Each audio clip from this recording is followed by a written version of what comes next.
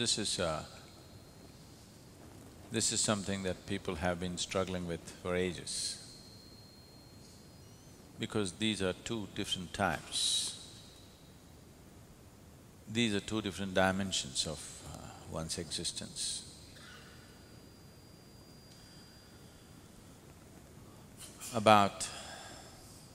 These two dimensions are about doing something, making something happen, and allowing something to happen to you. These are two different aspects. So now the question is, which is more, which is less? Can I do it all? Or there's nothing I can do, I have to just allow it? If you are capable of just allowing it, that would be very good for you. But if you are the kind who just allows things to happen to you,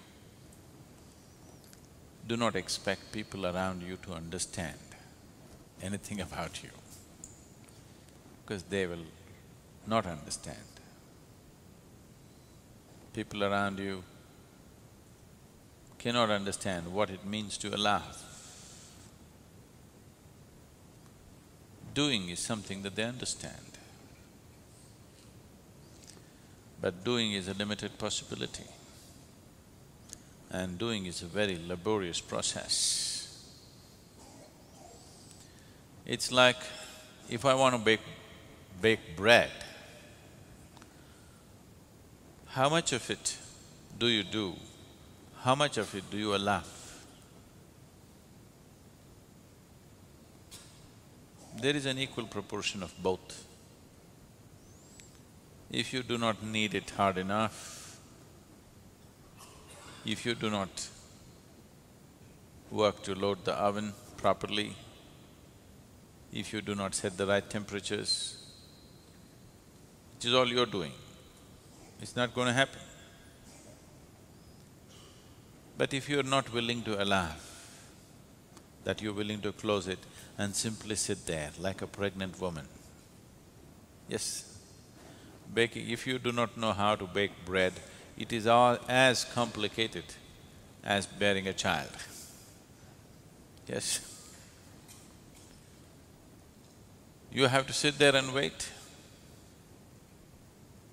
If you're too much of a doer, you want to open every few moments and look at it, you will not have bread, you will have something else. This goes for baking bread, growing a plant, bringing up a child, or bringing yourself up, which is… you're realizing is the hardest task. That if you want to bring yourself up, there's a certain amount of striving and doing on your part to be done. But without allowing, it will be an extraordinarily difficult process and incomplete process for a very long time to come. So both are needed. If both have entered your life at the same time, you must consider yourself to be an extremely fortunate human being, whether you understand the fortune or not. Because there are people who for lifetimes are just doing without grace being available to them. There are people who are just waiting for grace to happen, not doing anything because they do not know what to do, doing their own little things without doing the right kind of thing to become open to the process. So these two kind of people exist everywhere in the world.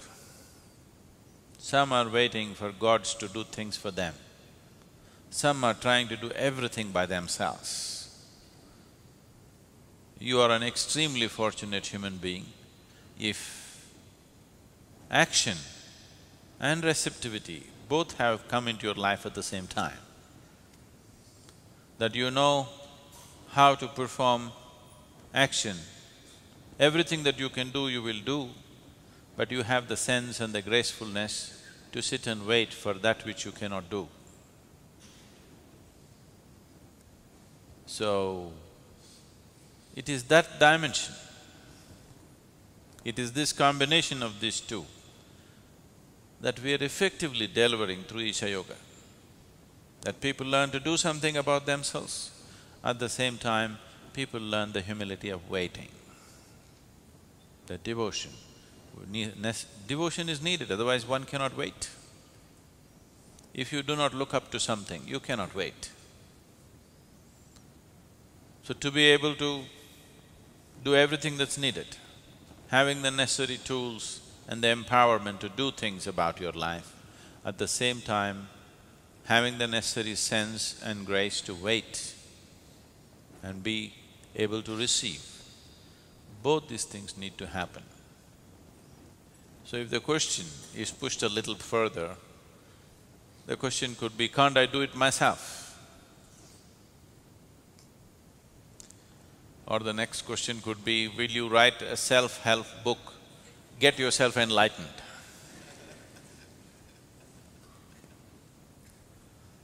This happened at a doctor's office. A woman came with her husband who was limping and in a bad shape. She brought him slowly, he was leaning heavily on her, she brought him slowly and made him sit down. The receptionist who was sitting there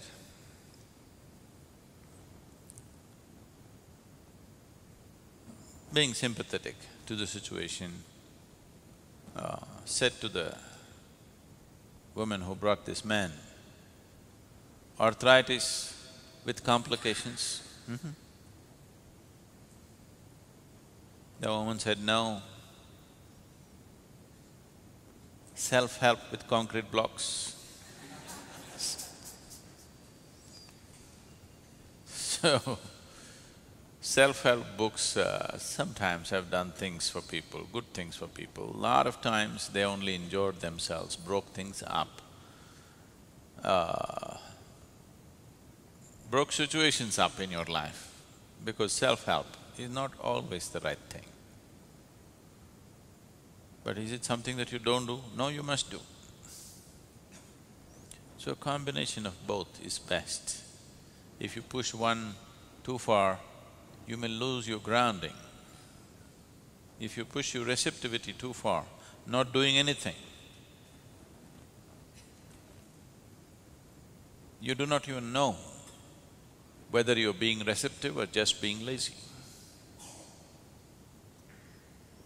If you try to do everything yourself, not allowing anything to be received, then it's like a plant which is trying to grow without sunlight. It will grow, but pale. It will not produce any flower or fruit. It'll be a long time before it can produce anything. So we need a combination of both. The kriyas, the practices are a phenomenal way to prepare the system to be open to new possibilities. If your energies do not open up to new possibilities, then you're talking about a long drawn-out journey.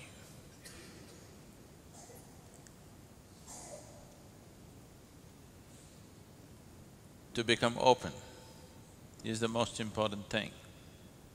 So just believing that I'm open and not doing anything about it is no good. There are lots of very open people, if you say one word, tomorrow they'll be gone. They believe they are very open. Even me, if I make as much as one comment about them, tomorrow they'll be gone. That open they are. So openness has to be tested with your commitment of time and effort. How open you are, you have to prove every day to yourself and to the existence. By every day putting in that much, I'm this open, I'm willing to give my this much of time and commitment, I'm that open. So your sadhana is a tool for opening you up and also a test for your openness, both ways. So these are inseparable, you cannot separate them. if you separate it, it is an unrealistic separation which does not work, largely does not work. There may be a devotee who does nothing, who just sits and receives it.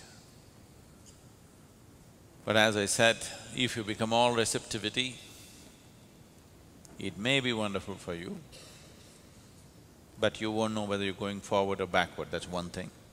Another thing is nobody would want to be around you, that's another thing. It's already so. I sometimes connect myself with you through my deep being, but I cannot hear your response and I feel alone. I am practicing regularly. Can you please tell me how do I become more receptive and can get more connected to you? Stop using your DB.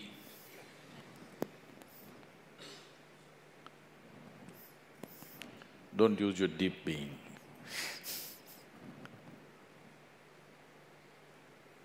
Don't try to connect. Because with all these things, you will go into hallucinatory states of mind. Then Sadguru will start talking to you and things will happen and…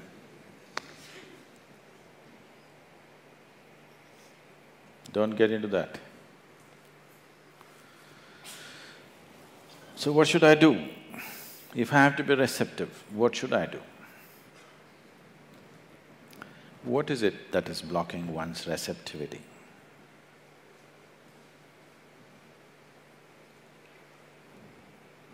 It is just that if you coat anything with too many things, it can't feel it, isn't it? Right now, you're too much of a gathering, too much of a gathering. Too many things have been gathered which you call as myself. Starting from your physical body, at least though there is considerable room to expand, physical body has some limitations. You cannot expand beyond… you cannot gather beyond a point at least. If you gather too much, collection time will come soon. Yes? At least physical body, there is a limitation. But with the mental structure, you can gather phenomenally. And when carrying such a heap on your head, you won't feel anything. Especially if you start believing the heap that you're carrying is yourself. The less you become, the more receptive you become. The more you become, the less receptive you become. Or in other words, to put it very bluntly, you're too full of yourself. If you reduce that, how can you not feel? You will have to feel. What should I feel? Should I hear your voice? Please don't. If you want to hear my voice, put on a CD or something. If you're hearing voices, then you need treatment. It's not about hearing voices. What has been put into you in the form of initiation is a live process. If you are not too full of yourself, if you sit here, it will constantly reverberate within you, always. So once there is a living energy within you, all you have to do is clear the space for it. If you clear the space, you cannot miss it. If you want sunlight to come in, you don't have to do any big fighting, just have to open the window, isn't it? So, just look at yourself and see. You may be a very smart man, or you may be a very strong man, or a very handsome man, very something. Please reduce that. You will see, you will start feeling.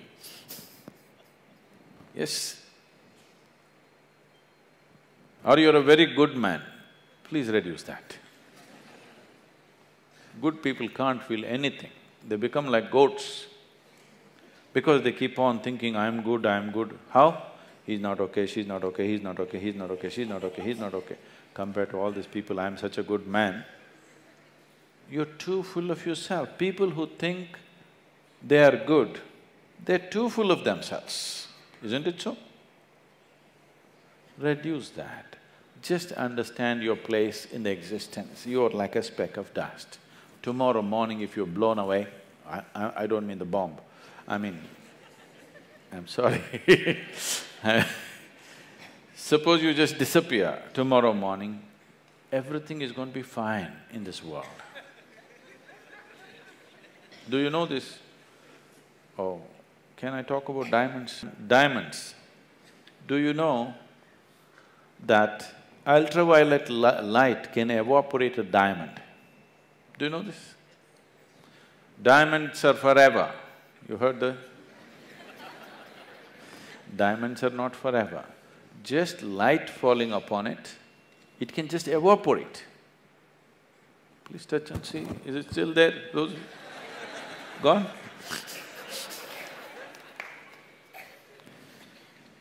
Just ultraviolet rays touching it in a certain intensity, diamond will just evaporate. So that is all it is. It is not a big thing. Who you are, you can just evaporate with the right level of awareness. It doesn't take any big fighting to do. There's no big fight to do. Big fight is done because you're fighting with a crowbar. With the hammer, if you try to break diamond, it's a lot of effort. Light, just ultraviolet rays can just evaporate it, it'll just disappear into thin air. Diamond. So, this is very simple. Just bring the right kind of awareness to you. You do one thing. When you get up in the morning, what do you do first thing? What do you do? What do you do? What do you do the first thing in the morning? Phone. Any messages?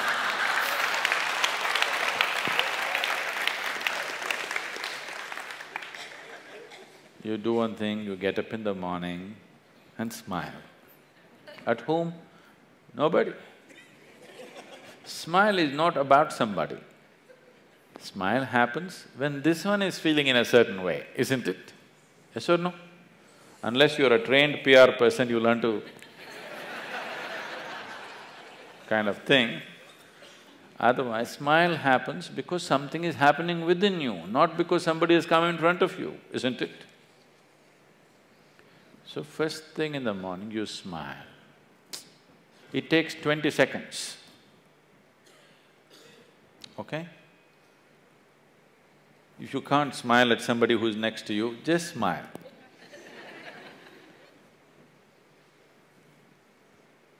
Pleasant way to start your day, isn't it? And if one dose per day is not enough for you, you're a chronic patient.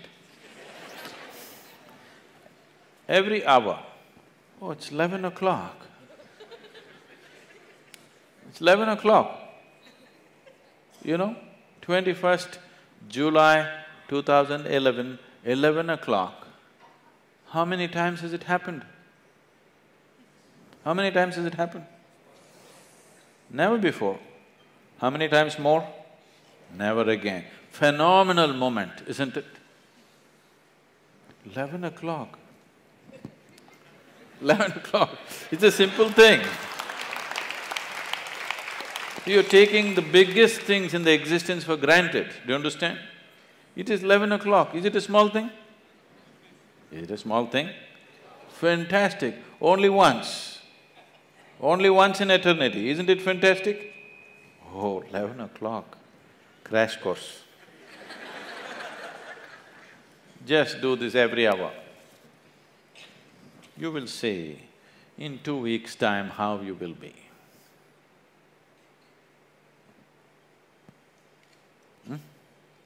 20 seconds crash course you can give yourself, yes or no?